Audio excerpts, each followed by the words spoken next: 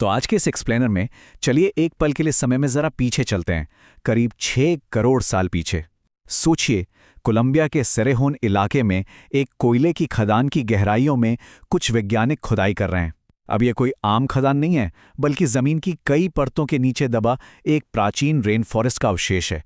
एक ऐसी जगह जो दुनिया से एक बेहद रहस्यमय अतीत को छुपाए हुए है।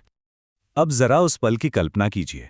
खुदाई चल रही है और अचानक चट्टानों के बीच से एक बेहद अजीब और विशालकाय चीज बाहर आती है। जैसे ही उस पर से मिट्टी हटाई गई ना, तो वहां मौजूद हर एक इंसान पूरी तरह से उलझन में पड़ गया। मतलब ये था क्या? क्या ये किसी प्राचीन मगरमच्छ की हड्डी थी, या फिर किसी बहुत ही विशाल कछुए का हिस्सा, या शायद महज किसी पुराने पेड़ का तना? ये एक ऐसा जीवाश्म था जिसे देखकर कोई कुछ समझ ही नहीं पा रहा था। इसने वहां मौजूद सभी एक्सपर्ट्स का दिमाग पूरी तरह से चकरा दिया था। अच्छा, चलिए इस रहस्य की गहराइयों में उतरते हैं। ये जो पहेली थी ना, ये रातों रात नहीं सुलझी। ये काफी धीमी, कभी कभी निराश कर देने वाली, लेकिन सच कहूं तो बेहद रोमांचक प्रक्रिया थी। कहानी शुरू होती है 1994 में, जब एक लोकल जियोलॉजिस्ट को पहली बार ये अजीब सा जीवाश्म मिला, जिसे सच बताऊं तो शुरुआत में इग्नोर करके बस एक बॉक्स में डाल दिया गया था। फिर 2002 आता है और प्राचीन वनस्पतियों की रिसर्च के दौरान बिल्कुल वैसा ही एक और जीवाश्म सामने आता है। लेकिन असली गेम चेंजर मोमेंट आया 2007 में।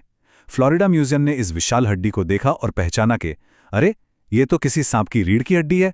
और फिर आखिरकार 2011 में एक इंटर्न ने वो नायाब और बेहद नाजुक खोपड़ी खोज निकाली, जिसने इस पूरी पहेली के हर एक टुकड़े को जोड़ दिया। तो आइए अब आखिरकार मिलते हैं हमारे इस रहस्यमयी मॉन्स्टर से, टाइटैनोबोआ। अब इसके साइज की बात करते हैं, क्योंकि यहीं पर चीजें सच में हैरान कर देने वाली हो जाती हैं। आज के समय के सबसे बड़े सांप यानी ग्रीन एनाकोंडा को ही ले लीजिए। उसकी लंबाई करीब 15 फीट और वजन लगभग 100 किलो के आसपास होता है। लेकिन हमारा ये प्राचीन राजा टाइटैनोबोआ, इसकी लंबाई 42 से 50 फीट के बीच थी और वजन 1200 किलो। जी हां, 1.2 टन। एनाकोंडा से सीधे 10 गुना ज्यादा भारी। और अगर इसकी मोटाई की बात करें तो वो किसी इंसान की कमर जितनी नहीं थी, बल्कि एक पूरी सेडान कार जितनी मोटी थी। मतलब ये आंकड़े सच में दिमाग हिला देने वाले हैं, है ना? अब यहां एक बड़ा सवाल आता है, क्या 1.2 टन का इतना भारी भरकम जीव सूखी जमीन पर आसानी से रेंग सकता था? विज्ञान के हिसाब से देखें तो यह पूरी तरह से असंभव था। अगर यह जमीन पर रेंगने की कोशिश भी करता ना, तो अत्यधिक ग्रेविटी और भयानक फ्रिक्शन की वजह से यह अपने ही वजन के नीचे कुचलकर मर जाता। इसके शरीर के अंदरूनी अंग इतने भारी दबाव को झेल ही नहीं सकते थे। तो फिर सवाल यह है कि वो जिंदा कैसे रहा? इसे समझने के लिए हमें इसके क्लाइमेट कनेक्शन को देखना होगा। आखिर इतना भारी जीव उस समय सरवाइव कैसे कर गया, और आज के सांप इतने विशाल क्यों नहीं होते? इसे समझने के लिए हमें बायोलॉजी के एक बेसिक नियम को समझना होगा। देखिए, सांप एक्टोथर्मिक होते हैं, यानी ठंडे खून वाले जानवर। हमारी तरह ये अपने शरीर को अंदर से गर्म नहीं रख सकते। इन्हें अपनी बॉडी की गर्मी और एनर्जी के लिए पूरी तरह से बाहर के तापमान पर निर्भर रहना पड़ता है। तो नियम बड़ा सिंपल है। इतने विशाल शरीर को चलाने और एक तेज मेटाबॉलिज्म को बनाए रखने के लिए आसपास के माहौल का भयंकर गर्म होना एकदम जरूरी है। और मजे की बात यह है कि प्राचीन सेरेहोन रेन फॉरेस्ट ने उसे ठीक यही माहौल दिया। उस समय साल भर दिन और रात का औसत तापमान 32 डिग्री सेल्सियस से भी ऊपर रहता था। सोचिए, ये जंगल एक भयंकर गर्म और नमी वाले इंक्यूबेटर की तरह था, जो कभी ठंडा ही नहीं होता था। और इसी लगातार बनी रहने वाली जानलेवा गर्मी ने टाइटैनोबोआ को इतना विशाल आकार लेने की ताकत दी। सच कहूं तो यह सांप महज एक जानवर नहीं था, बल्कि उस जमाने के मौसम का एक जीता जागता थर्मोमीटर था। अब बात करते हैं इसके शिकार करने के तरीके की, क्योंकि ये अपने समय का अल्टीमेट एपेक्स प्रेडेटर था। जैसा कि हमने पहले देखा, जमीन पर चलना तो इसके लिए अपने ही वजन से कुचले जाने के बराबर था। तो इसने क्या किया? इसने गहरे और अंधेरे दलदलों को अपना घर बना लिया। पानी ने इसे वो जरूरी बोयंसी यानी उछाल दिया, जिससे उसका वो 1.2 टन का भारी वजन भी पानी में बिल्कुल हल्का महसूस होने लगा। इस गहरे पानी ने उस जीव को, जो जमीन पर शायद बेहद सुस्त होता, एक गजब के फुर्तीले और खतरनाक जलीय शिकारी में बदल दिया। और पानी के अंदर इसके शिकार करने की तकनीक एकदम अचूक।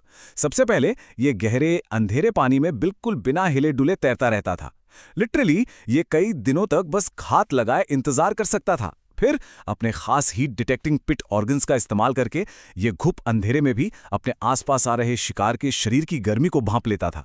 और जैसे ही कोई बदकिस्मत शिकार पानी पीने किनारे पर आता, बूम, ये बिजली की रफ्तार से ऐसा अप्रत्याशित हमला करता और तुरंत उसे अपनी जानलेवा पकड़ में जकड़ लेता था।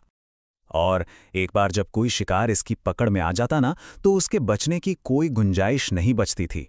बायोमैकेनिकल मॉडल्स ने यह साबित किया है कि टाइटेनोबोआ अपने शिकार पर 400 psi से भी ज्यादा का दबाव डालता था। ये दबाव इतना भयंकर है कि इसकी सिर्फ कल्पना करने से ही रोंगटे खड़े हो जाएं। अब इसे जरा आम भाषा में समझते हैं। ये दबाव असल में कितना ज्यादा था।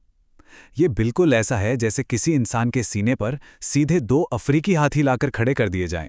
बिल्कुल सही सुना आपने। ये दबाव इतना प्रचंड था कि ये पलक झपकते ही शिकार की हड्डियां चकनाचूर कर देता और खून का बहाव फौरन रोक देता था। मतलब शिकार के दम घुटने का इंतजार करने की तो कोई जरूरत ही नहीं थी। मौत तो बस कुछ ही सेकंड्स में हो जाती थी।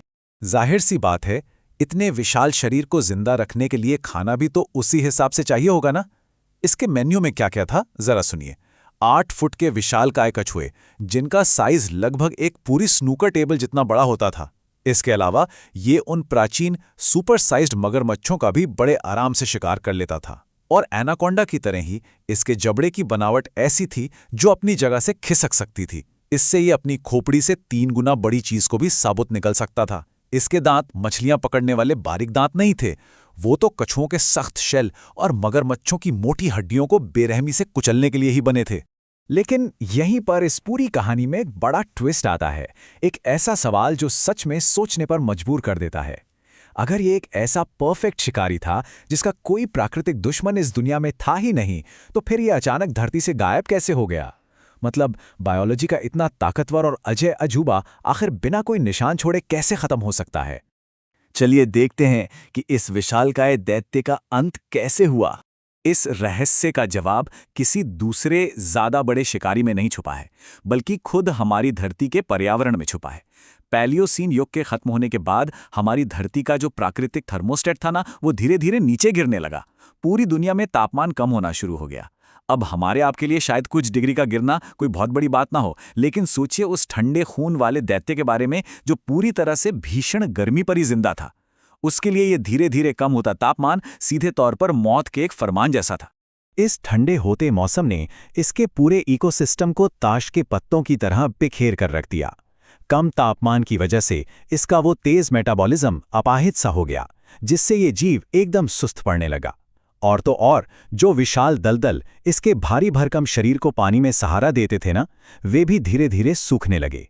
और जैसे जैसे समय बीता, मैमल्स यानी स्तनधारियों की संख्या तेजी से बढ़ने लगी, जिन्होंने खाने के लिए भयंकर कंपटीशन पैदा कर दिया। कुल मिलाकर बदलते पर्यावरण ने टाइटेनोबोआ से उसका हर एक प्राकृतिक फायदा छीन लिया। ये सब देखकर एहसास होता है कि वो प्रकृति का एक कितना परफेक्ट बायोलॉजिकल बैलेंस था, जो महज कुछ डिग्री तापमान के बदलने से हमेशा के लिए टूट गया। ये इतिहास की एक बहुत बड़ी विडंबना ही तो है कि धरती का सबसे विशाल और अजय सांप किसी ताकतवर शिकारी से लड़ते हुए नहीं हारा, बल्कि मौसम के एक हल्के से बदलाव के सामने वो पूरी तरह बेबस हो गया। और ठीक इसी विचार के साथ ये एक्सप्लेनर हमें एक बहुत ही गहरे सवाल के साथ छोड़ जाता है।